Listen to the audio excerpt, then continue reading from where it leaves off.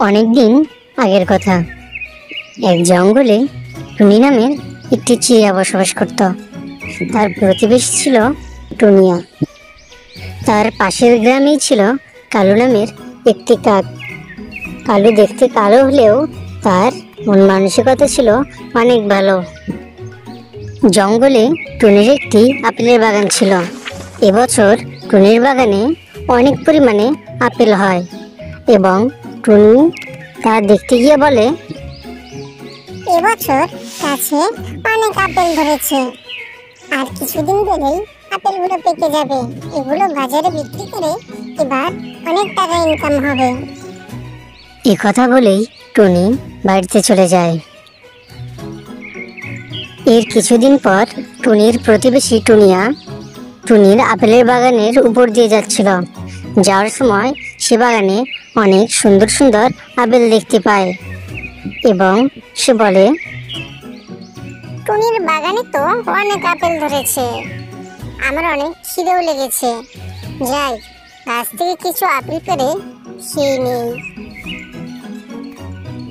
এ কথা বলেই টুনিয়া গাছ থেকে আপেল ছিঁড়ে খেতে থাকে। এই দৃশ্যটি দূর থেকে কালু দেখছিল। কালু মনে মনে ভাবে, এই বিষয়টি টুনিকে জানাতে হবে। এ কথা বলেই কালু সেখান থেকে টুনির বাসাতে যেতে শুরু করে। টুনির বাসায় গিয়ে কালু টুনিকে বলে, শোনো টুনি, তোমার গাছের সব আপেল তো টুনিয়া খেয়ে শেষ করে ফেলল।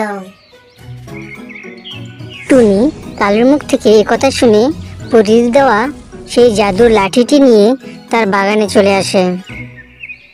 বাগানে এসে দেখতে পায় টুনিয়া টুনির সব আপেল খেয়ে নিচ্ছে। এই দৃশ্য দেখে টুনি তার হাতে থাকা জাদুর লাঠিটি নিয়ে টুনিয়াকে তাড়া করতে শুরু করে।